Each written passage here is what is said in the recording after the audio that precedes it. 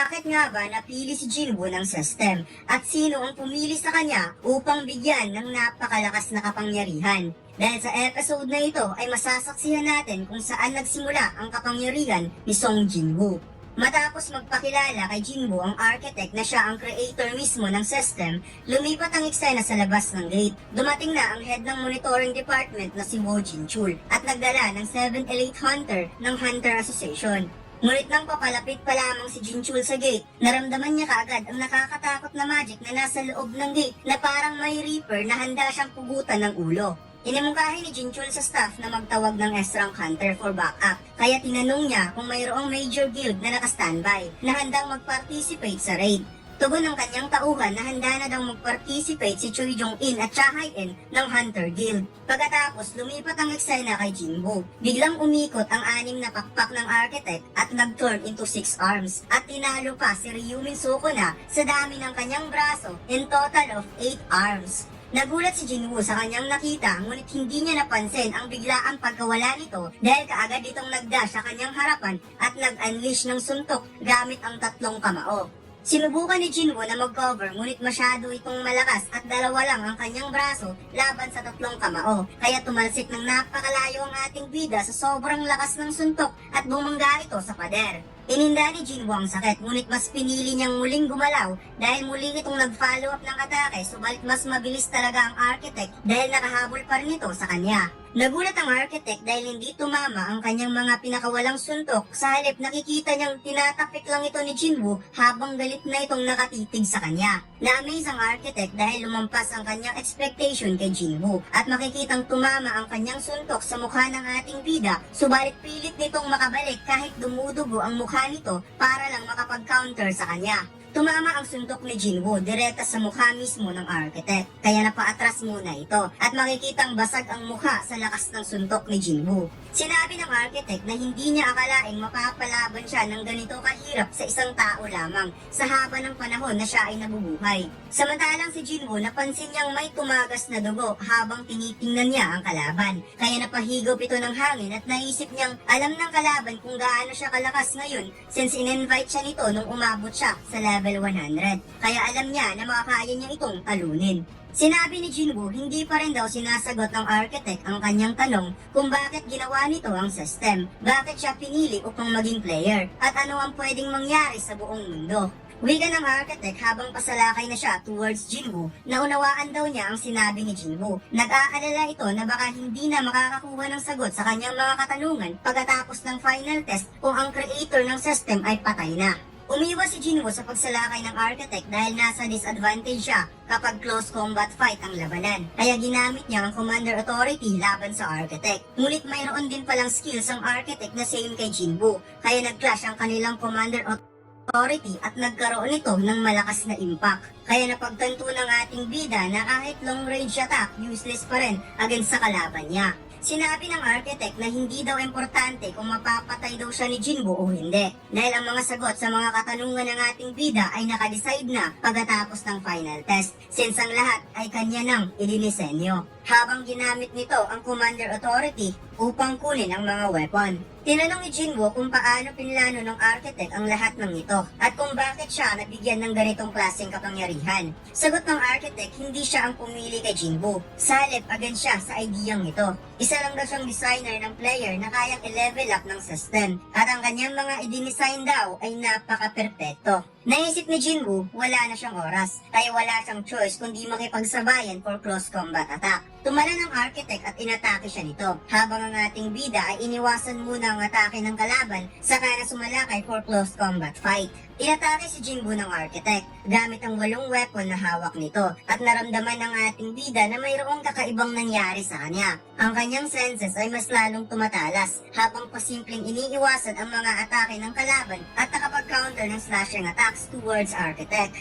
Napansin din ng architect ang changes ng galaw ni Jinwoo. Capable ng i-block at i-dodge ang kanyang atake at the same time, nakakapag-counter na ito sa kanya, gamit lamang ang sarili nitong kakayahan. Mas lalong nagulat ang architect nang napansin niyang nagawang makat ni Jinwoo ang kanyang mga braso at na-realize niya na ito ang dahilan kung bakit napili si Jinwoo. Ngunit isa pa rin daw ang tao si Jinwoo, kaya wala itong karapatan sa kanya na talunin siya ng ganito kasimple. Nagalit ang architect at muling tumayo ang mga statua na tinalo kanina ni Jinwoo upang tulungan ang architect. Subalit nasa ibang level na ang ating bida at 3 minuto na lamang ang natitirang oras kung kaya tumalon si Jinwoo ng napakataas na ikinagulat ng kanyang mga kalaban at ginamit nito ang commander authority sa kanyang paglanding towards ground upang magkaroon ng malakas na impact sa mga colossal knight na nakapalibot sa kanya.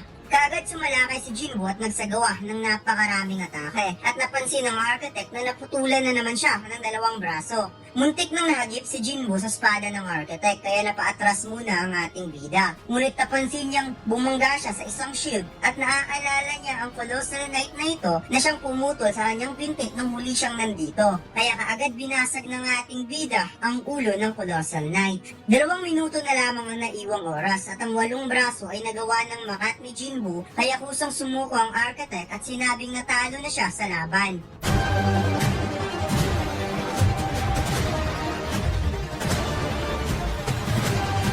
Simulan niyo maglaro ng One Online Studio 4 Episode 7. Ang download link ay nasa baba. Maraming salamat, mga Lods. Tinuro ng architect ang sagot ng lahat at tinuro niya si Jinwoo dahil nasa sarili nito mismo ang sagot ng kanyang mga katanungan. Sinabi ng system kay Jinwoo na mayroong data na i-store sa kanyang memory at binigyan pa rin siya ng choices sa architect kung tatanggapin niya o hindi ang datang ito. Tinanggap ni Jinwoo ang data at napansin ng ating bida ang kakaibang liwanag.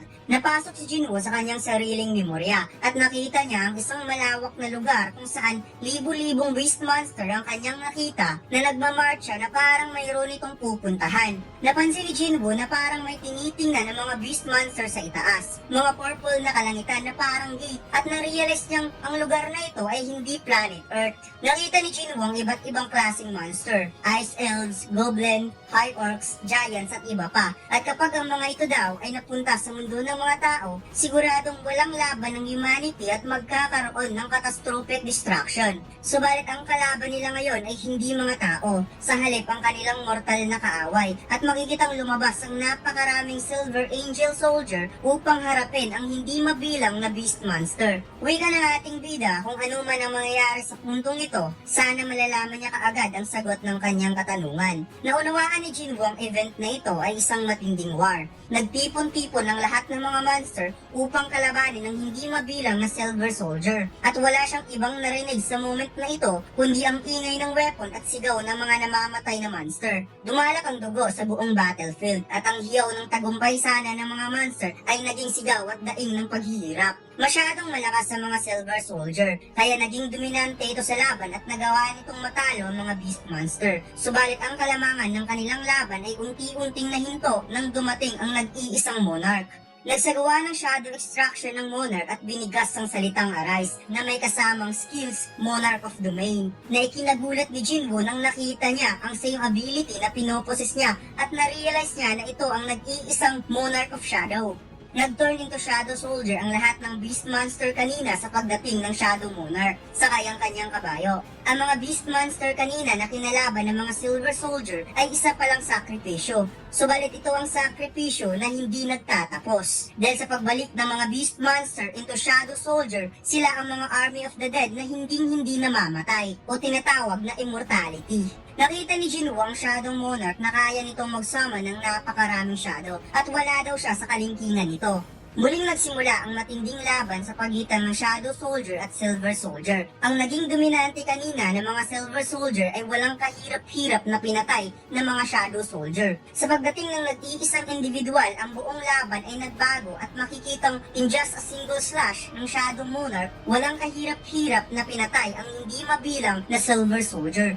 Nagsagawa ng pagsalakay ang Shadow Monarch at ginamit nito ang Commander Authority upang pabagsakin ang Silver Soldier na humaharang sa kanya. Kaya ang nalalapit na tagumpay ng mga Shadow Soldier at Monarch of Shadow ay malapit nang mangyari.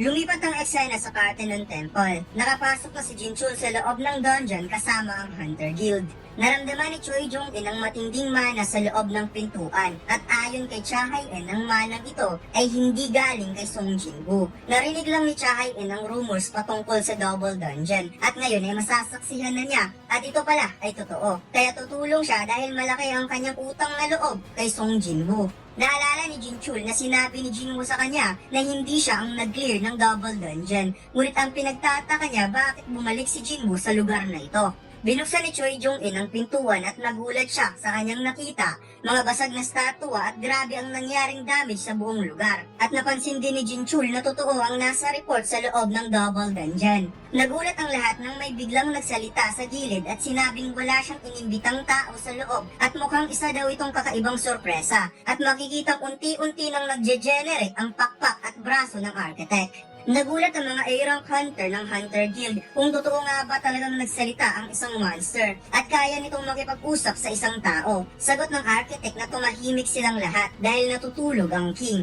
Nakita nila na si Jinwoo ay nakatayo na parang nasa ilalim ng kapangyarihan. Ngunit biglang umatake ang architect at pinatay ang tatlong hunter at sinabing ang mga taong ito ay gagawin niyang offer sa nag-iisang king. Dito lang nagtatapos ang ating kwento mga lods. Huwag mo sanang kalimutang mag-like, comment at mag-subscribe sa ating YouTube channel at mag-follow sa ating Facebook page. Salamat!